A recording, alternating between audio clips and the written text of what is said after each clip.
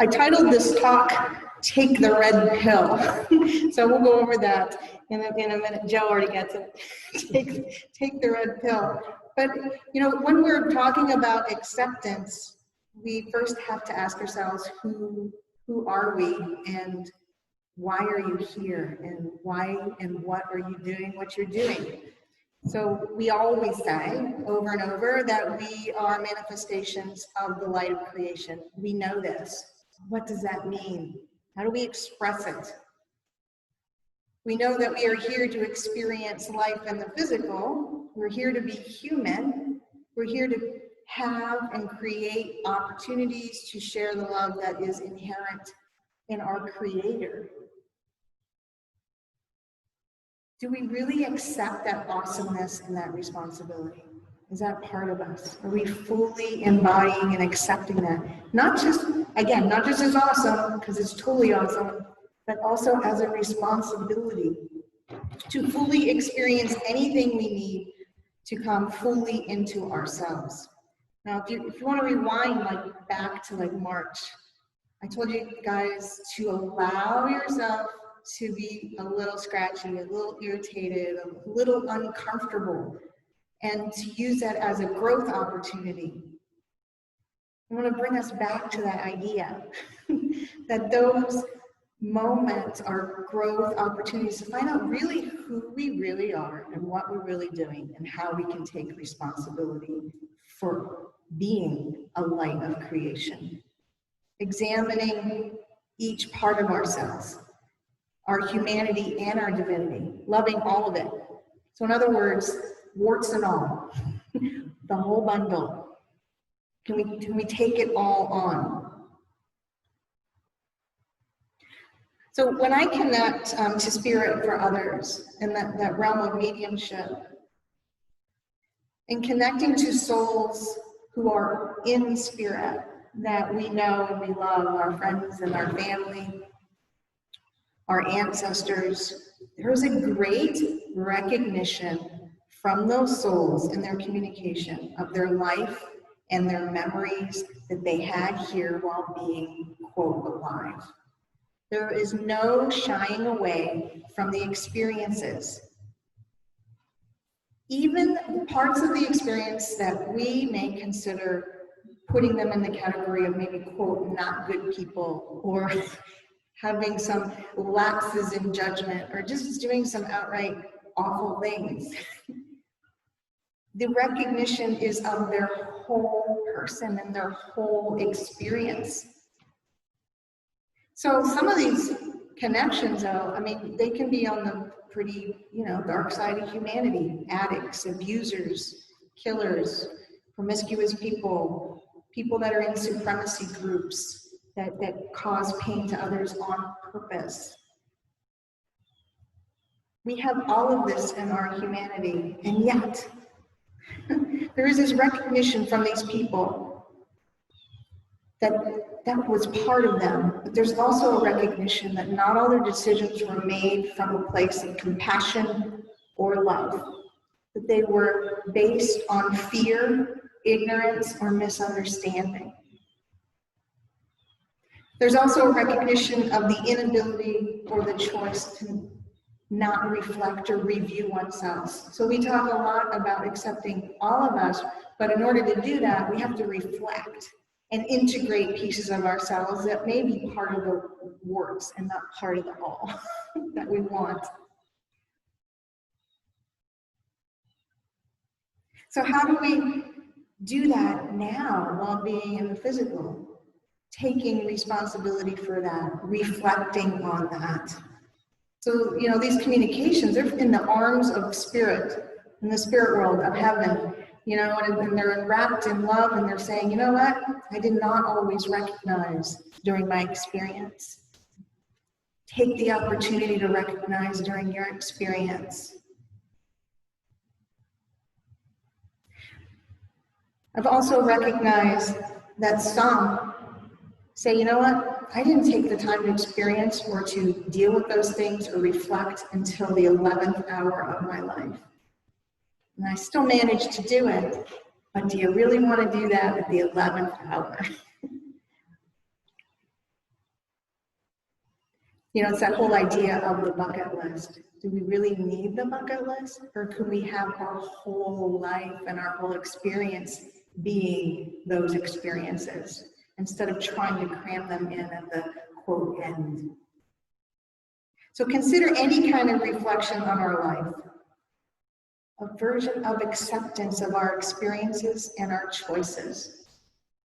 Accepting our reality, even our fears, and finding out ways to really, really shine despite those fears, those ways in which we don't choose to really see how we're interacting in our world. There's a quote from Michael J. Fox.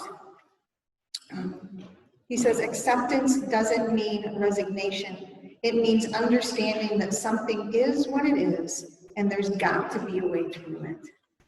It is what it is, but there's always a way through the situation to get to the other side of the tunnel." Now we get to the red pill. In the movie The Matrix, Neo was given a chance to take the red pill. The red pill would release him from the programming of the machine world that his brain was imprisoned.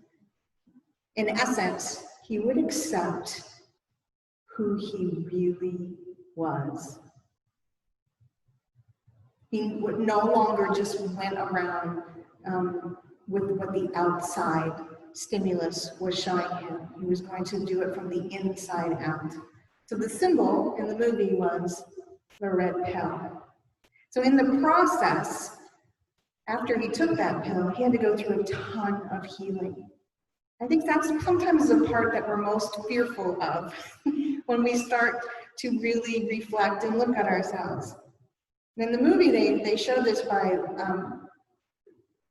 lots of it was acupuncture and the needles and, you know, all the things of his body, but also going through the emotional trauma of really recognizing that you weren't living up to who you really were before. And there's sometimes a grief aspect to that because you're leaving behind something that's so familiar. And are we ready to do that work on the true nature of self? Also, during Neo's healing process in the movie, he says something about not being able to see. Why can't I see? And he was told it was because he never used his eyes before. And he needed the time to heal and adjust so he could see properly.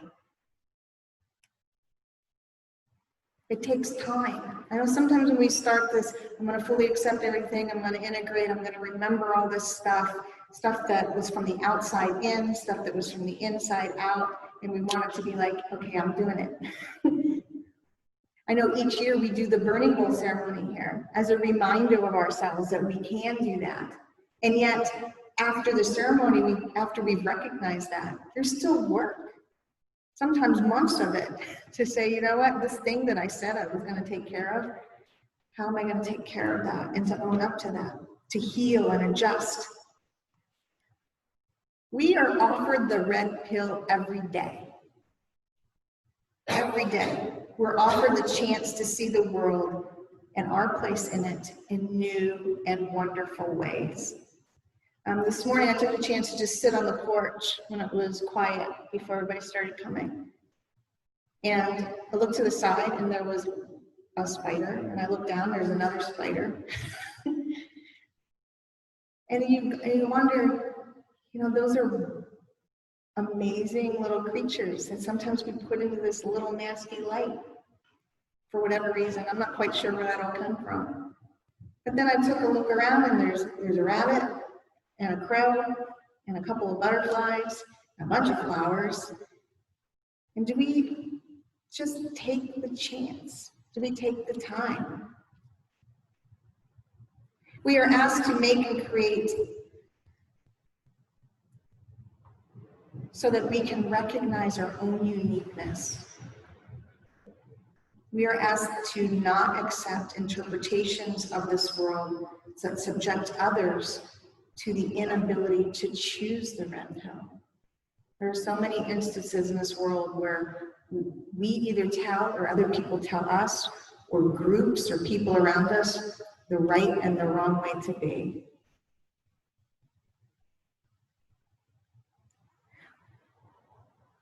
On Wednesday evenings here, which you are all invited to, we allow time for discussion, interaction, and thoughts and concerns. And what's really neat about that time is in that reflection, in that sharing, there's time to listen to all the other viewpoints, have real conversations about things that are on the heart or things we've noticed around us, and knowing that it's a safe place to say that, and to know that somebody may not agree with you at all, and they get to say what they want, but then we can take that home and use it and reflect on it.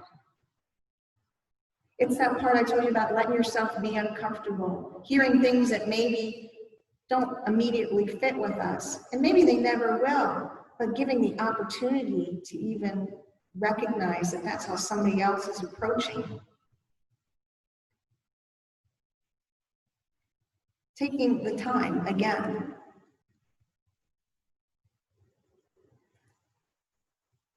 And not resorting to that fear-based where we lash out in the midst of the conversation. There's a quote by Spock in Into Darkness from the Star Trek series. And there's a part where he says, resorting to name calling suggests that you are defensive and therefore find my opinion valid. I love that quote because in the midst of that, the character Kirk is grieving, he's angry, he has not taken the time to sit with his feelings for things that have happened around him. It's nothing that he did or nothing that he controlled, but things that happened around him and to the people that he's most close to, and he's just out for a fight now. He's gonna get the bad guys. And there's his friend saying, you know what, maybe you need to take some time to really come to grips with what you're feeling before you make these decisions. And when Kirk resorts to name calling, he's like, you know what, I don't think so. And he reminds us, and reminds us all that when we start doing that name calling, that whatever it is, and what version, cutting somebody else down in the middle, there's something in us that's being really triggered. And are we taking the time to figure out what that is? Take the time, gather more information, go over what other people around us have shared and find out why we're really reacting. Accepting that we had a reaction to begin with, and knowing that it's okay to have a reaction, but then taking the time to choose maybe a little more wisely how we handle that reaction. Here's the important part though. In accepting that doesn't mean that we have to accept the actions of the people around us if they don't fit. It doesn't mean that. But it also means we don't fear having conversations that may rock the boat of both their world and ours. And I think sometimes we do that too. A lot of us in the spiritual community just shy away from those conversations altogether for fear of rocking the boat in some way. You know, of losing a relationship or a status, or thinking you're gonna hurt somebody else in the process, of what others may think about us. So we cocoon into this little area of it's just me and the universe, and I'm just gonna stay here in this lovey-dovey place. And there's times where we all do that. And yet,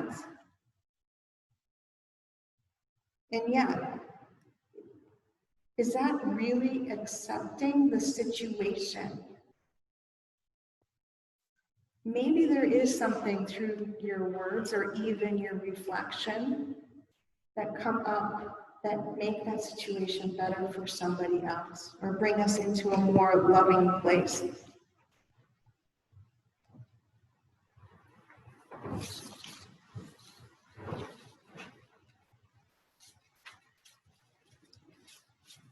Now there's so many examples right now of people going at each other from one side of an issue or another. And what I found is just a lack of communication and a willingness to listen. What part of ourselves on any topic do we not want to take the red pill and see the real picture? Because it's really easy and really safe to stick to our own version. And then it becomes, when do we speak? Where's the line between accepting someone else and their views that's valid for them and saying, you know what, that view is not a respectful view for anyone concerned? Where's that line? How are we? I don't know that we're going to find it unless we're willing to accept our own feelings in any of it. When do we speak? When do we take action? When do we take responsibility for our own light and perceptions? And how do we know when there is a lack of respect? Again, one way is if we're resorting to name calling. But sometimes the inaction itself is disrespectful, or the not speaking up is disrespectful. I have spent my whole life finding the middle ground in just about everything. It's been my path. Let's find the middle. The middle is, the truth has got to be somewhere in the middle. And even though I still believe that, I also think that my traversing the middle is also the safe place. Because then you don't have to take a big stand on anything if you're in the middle, right?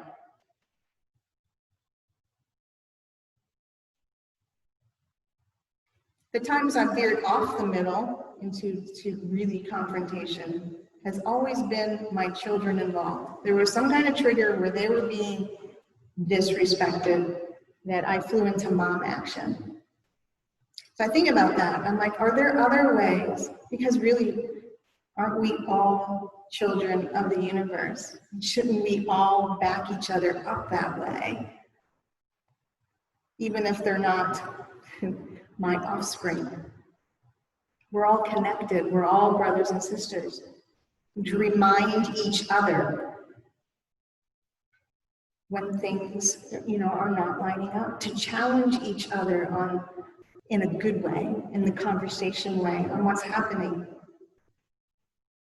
So we lose sight of reality sometimes, that we are so connected to everything and everyone. Now, I'm not suggesting that we all need to become an advocate for everything. That's not it. But are we willing to take on the calling of our souls when it's necessary? To find that strength and to recognize the strength and the light inherent in each of us. And we find where that way is for us, to not be complacent in the acceptance. This little book here says, Nature, Your Divine Spirit. There are some out on the table that you're welcome to. But there's a part of me that talks about our creative work. And I really believe that's what it is. It's allowing that. And we think of creative work sometimes as art or sculpture or music, and yet it's absolutely anything that is unique to you. And to allow that part to totally come out when it's necessary. To accept that you have the strength to do that. When you do that, you make the world a little better place for those that are in that area. It says here, there's a little quote from here. Allowing ourselves to embrace and express our creativity is a powerful spiritual practice that supports every aspect of our life. And when you trust inspiration and creativity in one aspect, you open yourself to inspiration in all that you do.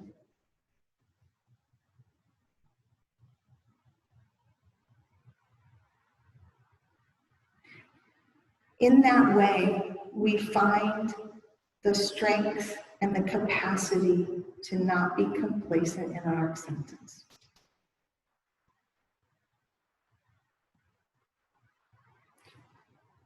We allow that inspiration of spirit to guide us. And we allow ourselves maybe to be a little uncomfortable, maybe learn things that we may have not even thought about before in the process. So we all have personal responsibility, and yet our personal responsibility is also to each other and being willing to move forward. I know this month, starting Tuesday, we have the opportunity to do some of that work through a book study. And again, this is the book, if you haven't seen it yet. It's Austin Channing Brown. And it's looking at the perspective from somebody that was born Black in a white-dominated society. And what does that mean for her? And what can we learn from that? And are we willing to accept what we don't know and totally accept somebody else's perspective? And to really do the work of saying, how does it settle with us? I think that's with everything, not just with this topic, but just about anything that comes over through us. Are we willing on a daily basis to take the red pill?